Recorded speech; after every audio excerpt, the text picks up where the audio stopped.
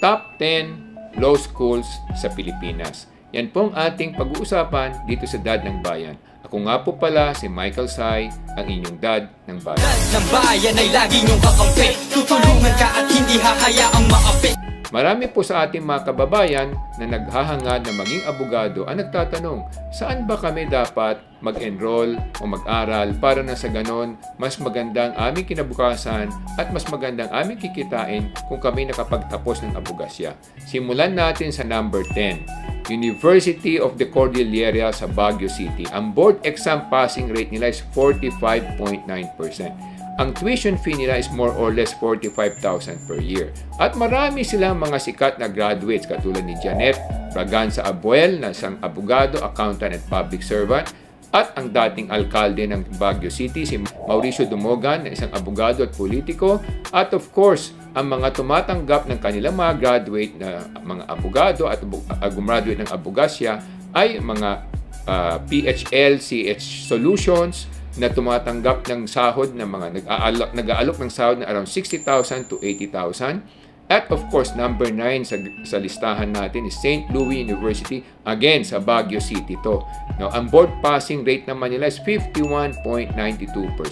Ang tuition fee nila is around 15,000 up to 27,000 per semester.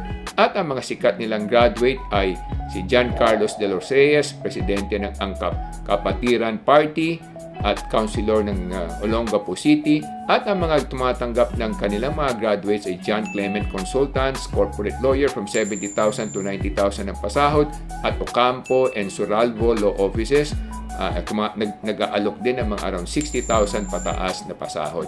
Ngayon, number 8 sa listahan natin ng mga law schools is De La Salle University sa May, Manila. Ang board exam passing rate nila is 52.55%. Ang tuition fee nila is approximately around 40,000 per semester, at ang mga sikat nilang graduate at kinikilalang graduate ay si Justin Sukgang na isang director at chief innovator ng Center for Legal Education, Advancement and Reform, at si John Albert Bustamante Lailo na isang abogado at politiko, at ang mga kumpanyang tumatanggap ng kanilang mga graduate at napakarami po. Century Peak Corporation at bilang paralegal junior lawyer, magsisimula ka sa around 20,000 up to 40,000 pataas, at bilang associate law firm sa mga law firm, mga 43,000 up to 65,000. Number 7 sa listahan natin is University of Cebu sa May Cebu City. Ang board exam passing rate nila is around 60.32%. At ang tuition fee nila is around 26,000 pataas per semester. At ang mga sikat nilang graduate na abogado is Attorney Ria Lydia Espina, at of course si Attorney Vicente Deo Albeos. At ang mga kumpanya tumatanggap sa kanila ay mga law firm na nagsisimula from 35,000 up to 70,000. Puntahan natin ang pang-anim, University of San Carlos sa Cebu City. Ang board exam passing rate nila is 65.31%. Ang tuition fee nila is around 32,000 per semester, at ang mga sikat nilang mga graduate ay si Justice Edgardo de los Santos na former Associate Justice ng Supreme Court, Hilario Davide III, politician at abogado at naging gobernador ng Cebu Province, at si Napoleon Rama na isang abogado at journalist at writer. At ang mga graduate nila ay tumatanggap ng around 48,000 up to 70,000, at iba't ibang mga law firm ang nangangailangan sila at mga kumpanya. Panglima sa ating listahan ay University of Santo Tomas. Yan ay sa May Manila. Ang tuition fee nila is around 39,000 per semester, at ang mga sikat nilang graduate ay si Attorney Nilo Divina, isang sikat na lawyer, at of course sila Maria Liza Rosario, isa ring sikat na professor, at si Claro M. Recto na naging politiko at naging jurist. Ngayon, ang mga kumpanya tumatanggap ng kanilang graduate ay mga law firm at mga kumpanya, private corporation na nag-aalok ng pasahod na around 40,000 up to 50,000 per month. Isa na dyan yung Sisip Salazar, Hernandez at Gatmaitan Law Office. Number 4 sa ating listahan is Xavier University. Ang board exam passing rate nila ay 75.63%. Sa Cagayan de Oro City po sila na mahanap. Ang kanilang tuition fee is around 35,000 per semester. Ang mga law firm naman na tumatanggap sa kanila ay napakarami din po sa mga kanilang graduate. At ang alok na sahod kadalasan is from 25 to 50,000 per month. Now, tingnan natin ang pangatlo sa listahan, San Beda College sa Manila. Ang board exam passing rate nila is around 77.55%.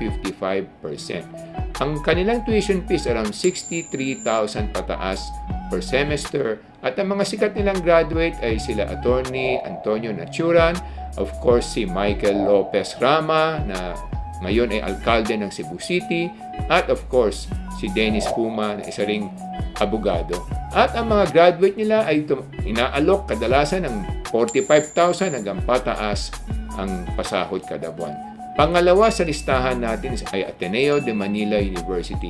Ang board exam passing rate nila is 81.38%. Sila ay nasa Quezon City matatagpuan at ang tuition fee nila is around 70,000 per semester. Sino naman ang mga sikat nilang graduate? Of course, ang ating Supreme Court Justice na si Alexander Hesmundo, of course, ang dating nating Justice na Estela Bernabe, at sila Attorney Roberto Abad, isa ring dating Justice. Ngayon, ang mga law firm naman ang nag-aalok sa kanila ng pasahod 40,000 up to 60,000 per month. Ngayon, pumunta tayo sa number 1. Ang number 1 na law school na hinahangad ng karamihan na makapasok sila dahil mas maganda ang kanilang magiging kinabukasan sa kanilang tingin at sa kanilang mga experience ng mga nakakausap ng mga kumpanya at law firm ay University of the Philippines. Ito ay sa Quezon City. Ang board exam passing rate nila is 82.46%. At ang kanilang tuition fee ay naglalaro, depende per unit yan. At hindi rin kamahalan. At ang kanilang mga sikat na graduate ay sila, of course, Antonio Quirino at si Renato Puno, and of course si Maria Lourdes Sereno. Isa rin naging dating Supreme Court Justice natin at abogado. Ngayon, ang mga graduates naman nila ay kadalasan inaalok ng 35,000 up to 70,000 per month. So yan po mga kababayan ang top 10 law schools natin sa taon na to na 2022 at to 2023. Ito po si Michael Say, ang inyong dad ng bayan.